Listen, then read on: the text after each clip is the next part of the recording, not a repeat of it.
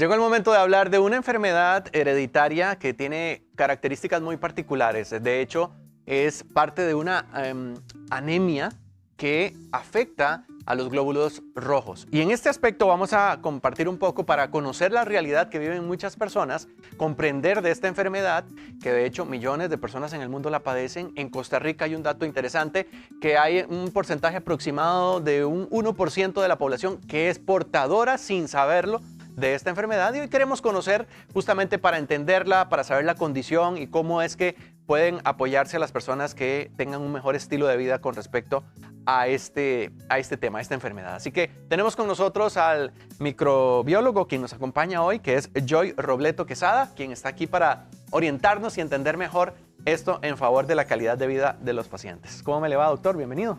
Muy buenas, muchas gracias. Analizábamos que aproximadamente 50,000 personas en Costa Rica pueden andar siendo portadores. ¿Qué significa eso? Sí, correcto. Cuando hablamos de enfermedades genéticas, usualmente tenemos portadores y portadoras y personas enfermas. Entonces, los portadores son personas que usualmente son sanas, que no van a tener sintomatología, pero que pueden heredar esta condición a sus hijos e hijas. Entonces, cuando papá es portador y mamá es portadora, ahí pueden nacer un hijo o hija enfermo o enferma.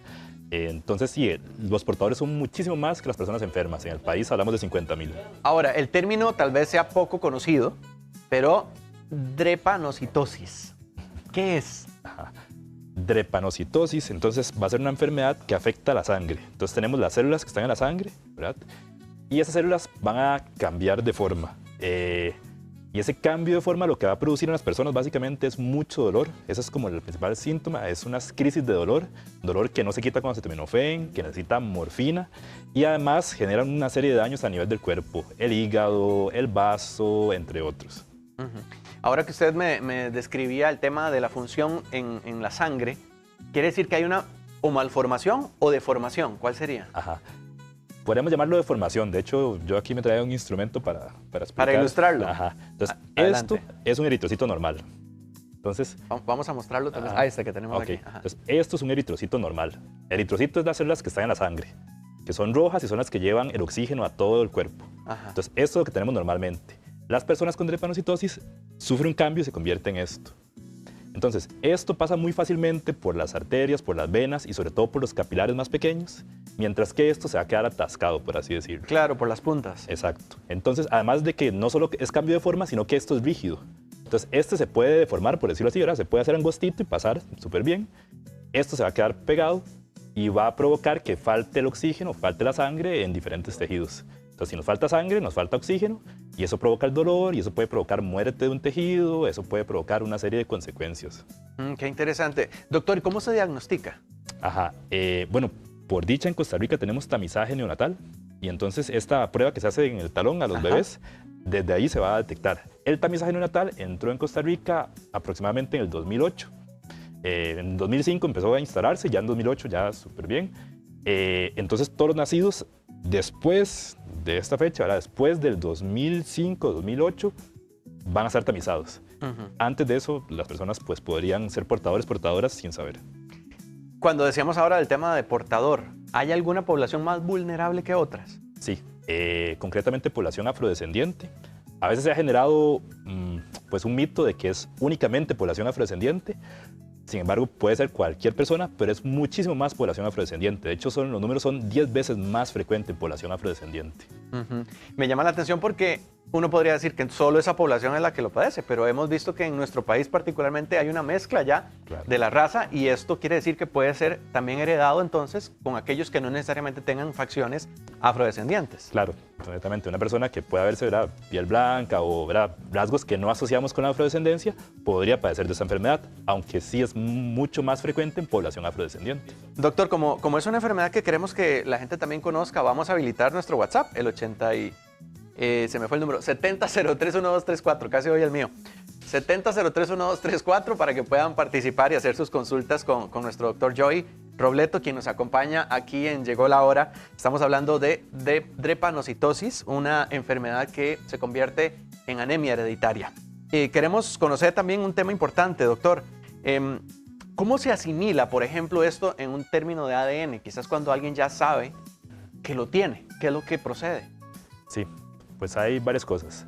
Si la persona es portadora, lo primero es consejería genética, es indicarle, bueno, usted tiene con su pareja, ¿verdad? Tienen que ver si los dos son portadores, tienen cierto riesgo de tener hijos e hijas que puedan tener la enfermedad. Entonces, lo primero es la consejería genética para portadores y portadoras. Las personas que son enfermas desde el nacimiento hay que empezar con tratamiento y por eso es que el tamizaje es tan importante, porque entre más pronto reciban tratamiento, menos son las consecuencias y mejor va a ser la calidad de vida, ¿verdad? Es algo que les va a acompañar durante toda la vida. ¿Cómo es que les ayuda, digamos, en este aspecto a la hora de diagnosticarlo de manera preventiva? ¿Hay alguna forma en donde ya tal vez no sea tan doloroso, no sé, en este tema de la salud?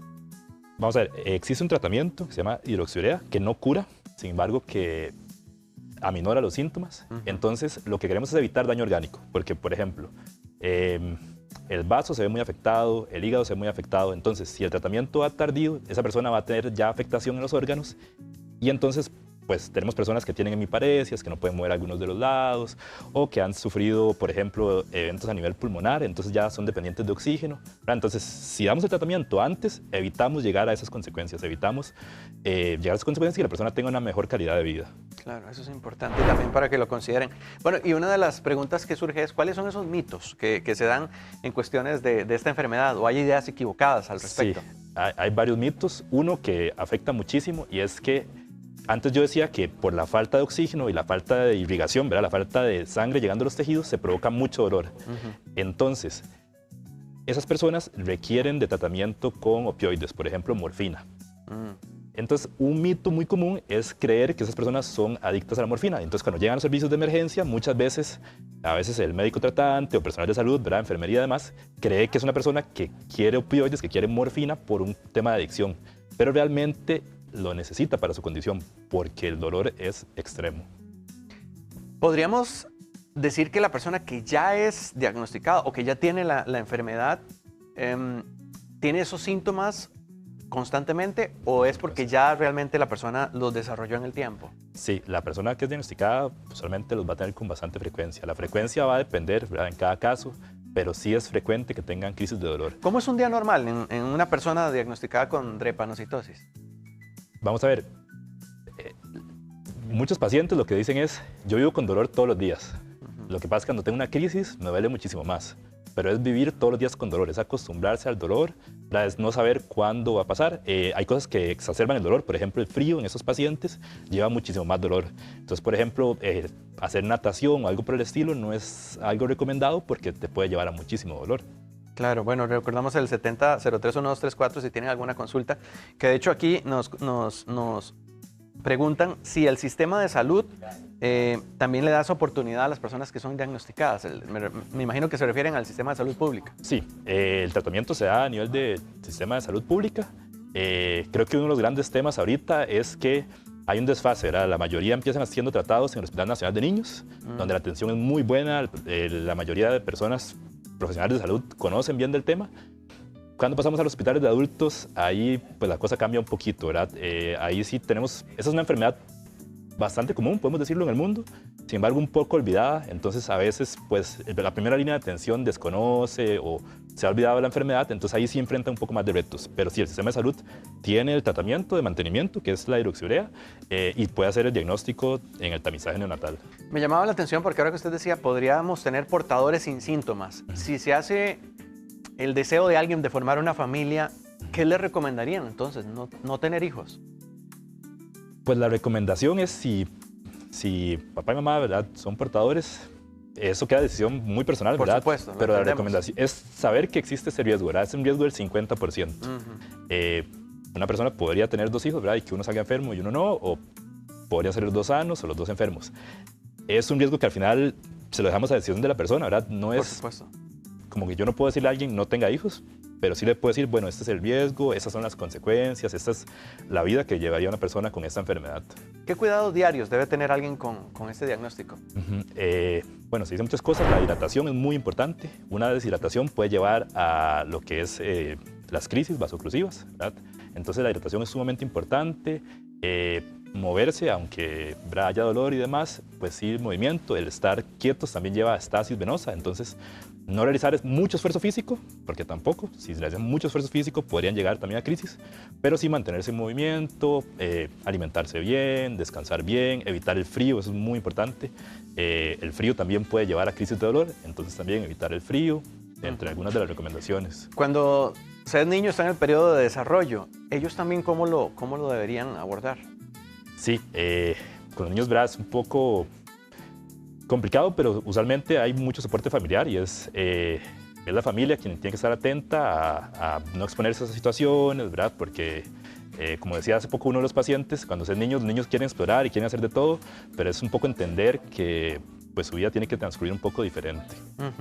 Me llamaba la atención porque ahora que hablábamos de niños, adolescentes o bien cuando ya hay un proceso de crisis, ¿qué es lo que lo detona? ¿Hay algo en particular del entorno o algo de lo que la persona debe tener más cuidado? Sí.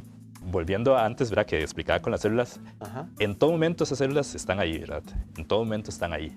Sin embargo, cuando falta oxígeno, hay más de estas células con las puntitas, ¿verdad? Produciéndose, hay muchísimo más cuando falta oxígeno.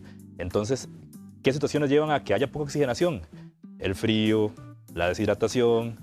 Esas son dos principales que hay que evitar. Pueden faltar, tenemos que estar muy pendientes. Exacto, porque van a formar más de esto. O sea, esto siempre está en sangre, pero con frío y con deshidratación, más aún. ¿Hay complicaciones que se pueden dar a largo plazo, que no necesariamente en el momento? Sí, a largo plazo principalmente afectación al vaso, al hígado y la parte respiratoria se ve muy afectada porque en la parte respiratoria tenemos un montón de estos capilares, ¿verdad? Estas venas pequeñitas, que es justo donde estas células nuevamente se van a quedar pegadas. Entonces, a largo plazo podría ser que la persona llegue a necesitar de oxígeno, ¿verdad? Que lleve su tanquecito de oxígeno ya como recurrentemente. El riñón también puede verse afectado. Muchas veces ellos requieren transfusiones. Si los niveles de hemoglobina bajan mucho, se requieren transfusiones sanguíneas. Y las transfusiones sanguíneas hacen sobrecarga de hierro, porque los eritrocitos tienen hierro. Entonces, esa sobrecarga, ¿verdad?, de hierro puede afectar el hígado también. Entonces, esto es calidad de vida, doctor, ¿verdad? Sí. Y de alguna manera podría reducir también la posibilidad de vida de una persona. Sí, la expectativa de vida actualmente es alrededor de 60 años. Sin embargo, la calidad de vida se ve muy deteriorada y eso es una realidad, ¿verdad? Con el tratamiento, con la hidroxiurea, hemos conseguido que las personas vivan más. Sin embargo, todavía sigue siendo un peso el tema de la calidad de vida, ¿verdad?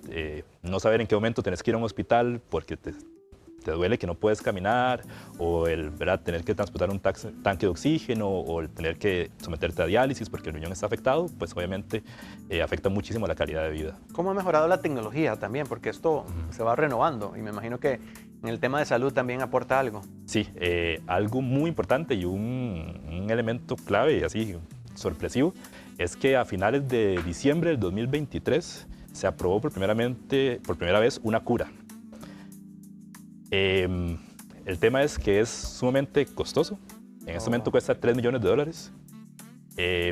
Y básicamente es un proceso en el que se toman células del paciente, se cambia el ADN, hay un cambio a nivel genético y se reintroducen esas células.